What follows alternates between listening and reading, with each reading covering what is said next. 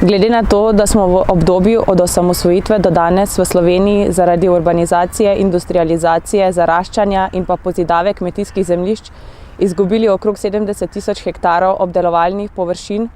in nekaj manj kot toliko jih je še v občinskih prostorskih načrtih namenjenih za nekmetijsko rabo, me zanima, kaj boste vi naredili na področju varovanja kmetijskih zemljišč in na področju odpravljanja zaraščanja. V Slovenski demokratski stranki na problematiko zaraščanja in opuščanja kmetijskih zemljišč pripravljamo več pozitivnih učinkov, ki bodo našo krajino naredili še bolj kmetijsko, ne pa bolj onesnaženo in bolj industrijsko. V prvi vrsti menimo, da je potrebno nujno spremeniti zakon o kmetijskih zemljiščih,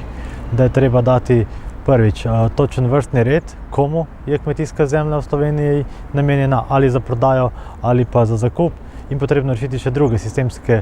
rešitve v tem zakonu. Pod drugo, mislimo, da je nujno, da ukinemo sklad kmetijskih zemljišč, da do teh zemljišč pridejo ali kmetijska podjetja ali pa sami kmetje in ne nazadnje morda tudi lokalne skupnosti. Pod tretje, mislimo, da je potrebno v okoljski in prostorski zakonodaji ukiniti možnost, da predvsem občine na neko zalogo delajo nove stanovanjske, nove industrijske parcele, kajti po podatkih Statističnega urada je v Sloveniji več kot preveč praznih zemljišč, ki bi jih bilo potrebno vrniti nazaj v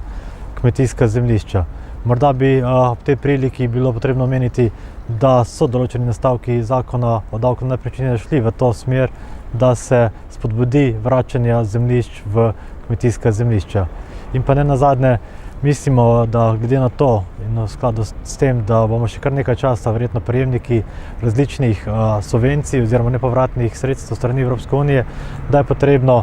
tako ta sredstva nameniti tistim, ki bodo obdelovali slovensko zemljo v prvi fazi, predvsem mlade kmetije in pa tudi manjše kmetije. Ob tem pa je potrebno tudi davčno razbremeniti vse tiste, ki razmišljajo o obdelovanju slovenske kmetijske zemlje. Nenazadnje imamo že v predlogu na odboru za finance predlog o tako imenovanih davčnih počitnicah za prvo ali drugo leto za vse tiste, ki bi se odločili, da bodo obdelovali kmetijsko zemljo.